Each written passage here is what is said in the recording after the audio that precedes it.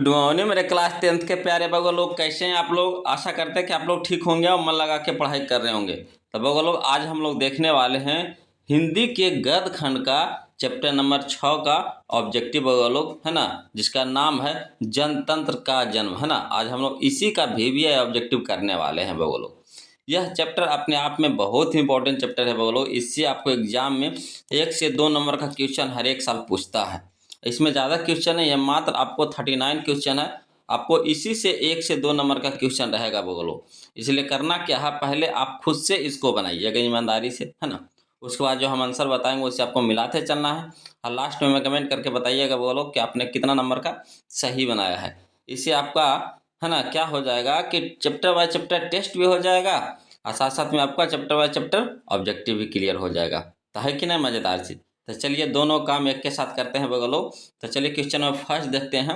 और question number first देखने से पहले आप लोग से निवेदन है बगलो कि जो अभी तक वीडियो को लाइक नहीं किया, प्लीज़ वीडियो को लाइक कर दीजिए, चैनल को सब्सक्राइब कर दीजिए, है ना। और किसी प्रकार का कोई भी दिक्कत या परेशानी होगा बगलो तो प्लीज़ कमेंट कीजिएगा। चलिए क्वेश्चन नंबर फर्स्ट देखते हैं। बहुत ही झकासा क्वेश्चन है। कहता है कि निम्न में कौन राष्ट्र कवि हैं। निम्न में कौन राष्ट्र कवि हैं। तो देखिए राष्ट्र कवि यहाँ पे हैं आपका, है ना, रामधारी सिंह दिनकर है बगलो। इनको राष्ट्र कवि के रूप में, है ना, जाना जाता है, रामधारी सिंह दिनकर को। यानी ऑप्शन नंबर डी हमारा सही हो जाएगा बगलो। चलिए क्वेश्चन नंबर 2 देखते हैं बगलो। कहता है क्वेश्चन नंबर 2 कि निम्न में से कौन, है ना, कविता भारत में जनतंत्र के उदय का, है ना, जय घोष है। फिर से समझिएगा। कहता है निम्न में, है ना, निम्न में से कौन कविता भारत में जनतंत्र के उदय का जय घोष है।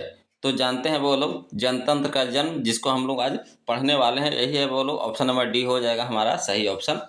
चलिए क्वेश्चन नंबर हम लोग थर्ड देखते हैं। वो लोग क्वेश्चन नंबर थर्ड देखिए, बहुत ही अच्छा क्वेश्चन है, 2023 में पूछा है। वो लोग कहता है निम्न में से रामधारी सिंह दिनकर की रचना कौन है। निम्न में से रामधारी सिंह दिनकर की रचना कौन है। तो हुंकार है बगलो, है ना, हुकार है। ऑप्शन नंबर डी हो जाएगा, हुकार, है ना।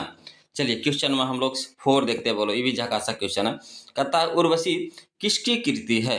उर्वशी किसकी कृति है। तो दिनकर की है बोलो। ऑप्शन नंबर बी हो जाएगा दिनकर, है ना। चलिए क्वेश्चन नंबर 5 देखते हैं बोलो। ये देखिए बोलो क्वेश्चन नंबर 5 देखिए बोलो। कहता है दिनकर को साहित्य अकादमी पुरस्कार किस कृति पर मिला। तो इनको मिला था बगलो संस्कृत के 4 अध्याय पर मिला था। ऑप्शन नंबर डी हो जाएगा संस्कृत के 4 अध्याय, है ना। चलिए क्वेश्चन नंबर 6 देखते हैं बोलो। कहता है दिनकर को ज्ञानपीठ पुरस्कार किस रचना पर प्राप्त हुआ। तो बगलो, है ना, उर्वशी पर प्राप्त हुआ था। ऑप्शन नंबर बी हो जाएगा उर्वशी। चलिए क्वेश्चन नंबर 7 देखते हैं बगलो। कहता है क्वेश्चन नंबर 7 कि दिनकर ने कविता में, है ना, जिसको बोला जाता है जनतंत्र का दम शीर्षक कविता में, है ना, दिनकर ने कविता ने कौन सा कविता में, तो जनतंत्र का जन्म शीर्षक कविता में, है ना, दूध मुँह, है ना, दूध मनही दूधमही शब्द का प्रयोग किसके लिए किया है। दुधमही शब्द का प्रयोग किसके लिए किया है। तो जनता के लिए कहा है बोलो। ऑप्शन नंबर डी हो जाएगा जनता के लिए, है ना। चलिए क्वेश्चन में हम लोग 8 देखते हैं बोलो। कहता दिनकर किस विश्वविद्यालय के उप कुलपति, यानी जिसको बोला जाता है कुलपति, बनाए गए थे। तो बनाए गए थे बोलो भागलपुर, है ना, विश्वविद्यालय के लिए, है ना, भागलपुर विश्वविद्यालय के लिए। चलिए क्वेश्चन नंबर हम लोग इसका ऑप्शन नंबर हो जाएगा हमारा सी हो जाएगा बोलो, है ना, ऑप्शन नंबर सी हो जाएगा। चलिए क्वेश्चन नंबर हम लोग 9 देखते हैं। बहुत अच्छा क्वेश्चन है बोलो। कहता है क्वेश्चन नंबर 9 कि जनतंत्र में कवि के अनुसार राजदंड क्या होंगे। जनतंत्र में कवि के अनुसार राजदंड क्या होंगे। तो होंगे बोलो फावड़े और हल, है ना। ऑप्शन नंबर सी हो जाएगा फावड़े और हल, है ना। चलिए क्वेश्चन नंबर हम लोग 10 देखते हैं बोलो। कहता कवि के अनुसार जनतंत्र में देवता कौन है। तो देखिए यहाँ देवता आपको किसान मजदूर को कहा जाता है। ऑप्शन नंबर सी हो जाएगा किसान मजदूर, है ना। चलिए क्वेश्चन नंबर हम लोग 11 देखते हैं। कहता है भारत सरकार ने दिनकर को कौन सा अलंकरण प्रदान किया। भारत सरकार ने दिनकर को कौन सा अलंकरण प्रदान किया। तो Padma Vibhushan. Option number D हो जाएगा बोलो पद्म विभूषण। चलिए क्वेश्चन हम लोग 12 देखते हैं। चलिए देखिए बोलो क्वेश्चन नंबर 12 कहता है दिनकर की प्रमुख काव्य कृति है। दिनकर की प्रमुख काव्य कृति है तो कौन है बोलो। तो यहाँ पे है आपका रेणुका भी सही है ना, रसवंती भी सही है, कुरुक्षेत्र भी सही है, यानी कह सकते हैं इनमें से सभी ऑप्शन नंबर डी हो जाएगा बोलो। चलिए क्वेश्चन नंबर 13 देखते हैं। कहता दिनकर की गद्य कृति है। दिनकर की गद्य कृति है तो देखिए दिनकर की गद्य कृति यहाँ पे ऑप्शन के हिसाब से आपका अर्धनारीश्वर भी है, दिनकर की डायरी भी है ना, बट पीपल भी है, यानी कह सकते हैं इनमें से सभी हो जाएगा बोलो, ऑप्शन नंबर डी हो जाएगा। चलिए क्वेश्चन नंबर 14 देखते हैं। कहता दिनकर जी के पिता का नाम क्या था। दिनकर जी के पिता का नाम क्या था तो बोलो रवि सिंह नाम था, है ना। दिनकर के पिता का नाम था Ravi Singh, option number A हो जाएगा। चलिए क्वेश्चन में हम लोग 15 देखते हैं बोलो। देखिए क्वेश्चन में 15 कहता दिनकर ने अपनी पढ़ाई कहाँ तक की। दिनकर ने अपनी पढ़ाई कहाँ तक की तो किए थे बोलो बीए ऑनर्स तक, है ना, बीए ऑनर्स तक किए थे, ऑप्शन नंबर बी हो जाएगा बीए ऑनर्स। चलिए क्वेश्चन नंबर 16 देखते हैं बोलो। कहता है दिनकर किस कॉलेज के हिंदी विभाग अध्यक्ष के रूप में रहे। तो रहे थे बोलो, है ना, Langat Singh college Bhagalpur, Langat Singh college Bhagalpur, option number B हो जाएगा, है ना। चलिए क्वेश्चन नंबर हम लोग 17 देखते हैं बोलो। ये भी अच्छा क्वेश्चन है। कहता है सिंहासन खाली करो कि जनता आती है। सिंहासन खाली करो कि जनता आती है किस कविता की पंक्ति है। यह है बोलो जनतंत्र का जन्म कविता की पंक्ति है, ऑप्शन नंबर ए हो जाएगा जनतंत्र का जन्म। चलिए क्वेश्चन नंबर हम लोग 18 देखते हैं बोलो।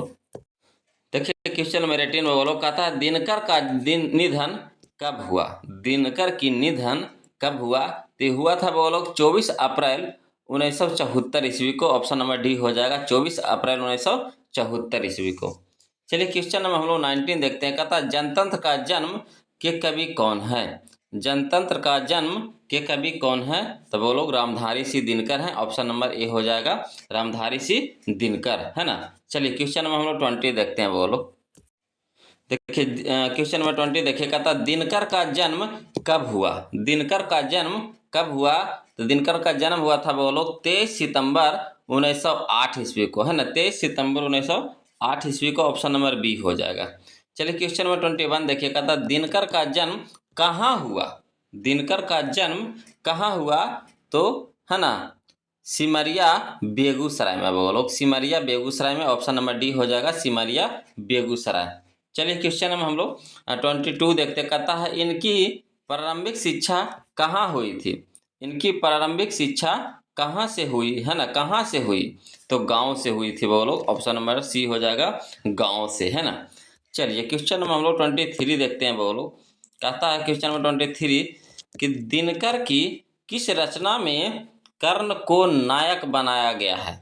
दिनकर की किस रचना में कर्ण को नायक बनाया गया है तो बोलो, है ना, रसीम रथी हो जाएगा, ऑप्शन नंबर बी हो जाएगा रसीम रथी, है ना। चलिए क्वेश्चन नंबर 24 देखते हैं। कहता मिट्टी की ओर कृति है।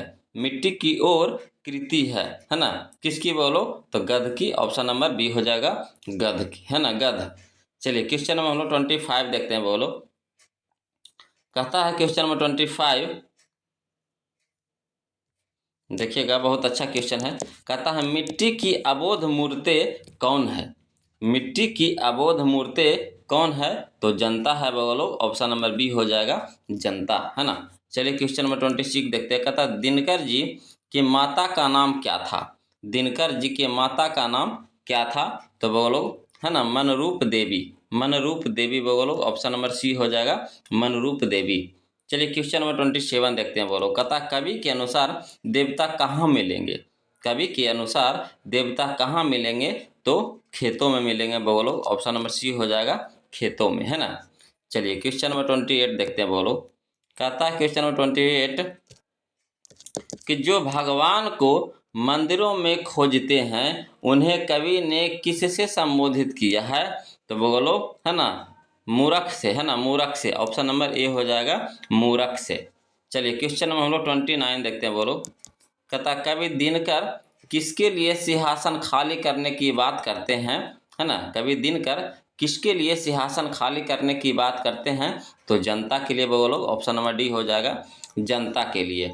चलिए क्वेश्चन नंबर हम लोग 30 देखते हैं। कहता है क्वेश्चन नंबर 30 कि कवि दिनकर के अनुसार कौन, है ना, सोने का ताज पहनकर इठला रहा है? कवि दिनकर के अनुसार कौन सोने का ताज पहनकर इठला रहा है? तो देश की मिट्टी हो जाएगा वो लोग, ऑप्शन नंबर सी हो जाएगा, देश की मिट्टी, है ना। चलिए क्वेश्चन नंबर 31 देखिए। कहता दिनकर के काव्य का मूल स्वर क्या है? दिनकर के काव्य का मूल स्वर क्या है? तो ओज एवं राष्ट्रीय चेतना, ऑप्शन नंबर डी हो जाएगा बोलो, ओज एवं राष्ट्रीय चेतना। चलिए क्वेश्चन नंबर हम लोग 32 देखते हैं। कहता है क्वेश्चन नंबर 32 कि निम्न में से कौन राज्यसभा के सदस्य बने? निम्न में से कौन राज्यसभा के सदस्य बने?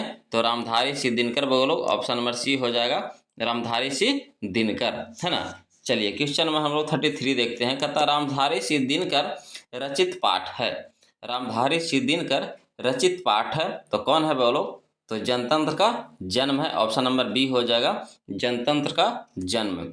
चलिए क्वेश्चन नंबर 34 देखते हैं बोलो। कहता है क्वेश्चन नंबर 34 कि सदियों की ठंडी बुझी राख, है ना, सुगबुगा उठी, मिट्टी सोने का ताज पहनकर इठलाती है। यह पंक्ति है ना, किसकी पंक्ति है बोलो? तो दिनकर की है, ऑप्शन नंबर ए हो जाएगा, दिनकर, है ना। चलिए क्वेश्चन नंबर हम लोग 35 देखते हैं बोलो। चलिए क्वेश्चन नंबर 35 देखिए बोलो। कहता दिनकर किस काल के प्रमुख कवि हैं? दिनकर किस काल के प्रमुख कवि हैं? तो उत्तर छायावाद, ऑप्शन नंबर डी हो जाएगा बोलो, उत्तर छायावाद, है ना। चलिए क्वेश्चन नंबर 36 देखिए। कहता है किसके हुंकारों से महलों की नींव उखड़ जाती है? किसके हुंकारों से महलों की नींव उखड़ जाती है? तो जनता के हुंकारों से, ऑप्शन नंबर डी हो जाएगा बोलो, जनता के, है ना, जनता। चलिए क्वेश्चन नंबर हम लोग 37 देखते हैं। कहता है क्वेश्चन नंबर 37 कि देखिएगा दिनकर जी कवि के साथ साथ, है ना, क्या थे बोलो? तो दिनकर कवि के साथ साथ गद्यकार भी थे, ऑप्शन नंबर बी हो जाएगा, गद्यकार भी थे, है ना। चलिए क्वेश्चन नंबर हम लोग 38 देखते हैं। कहता रामधारी सिंह दिनकर कहाँ के रहने वाले थे? रामधारी सिंह दिनकर कहाँ के रहने वाले थे? तो बिहार के बोलो, ऑप्शन नंबर डी हो जाएगा, बिहार के, है ना। चलिए क्वेश्चन नंबर हम लोग 39 देखिए, ये हमारा लास्ट क्वेश्चन होगा बोलो। इसको देखने से पहले आप लोगों से निवेदन है बोलो कि जो अभी तक वीडियो को लाइक नहीं किए हैं प्लीज़ वीडियो को लाइक कर दीजिए, जो अभी तक चैनल को सब्सक्राइब नहीं किया बोलो प्लीज़ चैनल को सब्सक्राइब कर लीजिएगा, और किसी प्रकार का कोई भी दिक्कत या परेशानी होगा तो प्लीज़ कमेंट कीजिएगा। चलिए क्वेश्चन में हम लोग 39 देखते हैं। कहता है सदियों की ठंडी बुझी राख सुगबुगा उठी, मिट्टी सोने का ताज पहनकर इठलाती है, किस कविता की पंक्ति है? तो बोलो जनतंत्र का जन्म, ऑप्शन नंबर डी हो जाएगा, जनतंत्र का जन्म, है ना। तो आज के लिए इतने रखेंगे बोलो, है ना। इसमें आपको 39 क्वेश्चन था, आप कमेंट करके बताइए कि आपने कितना नंबर का सही बनाया है ना। और फिर मिलते हैं बोलो हम लोग अगले वीडियो में, तब तक के लिए जय हिंद।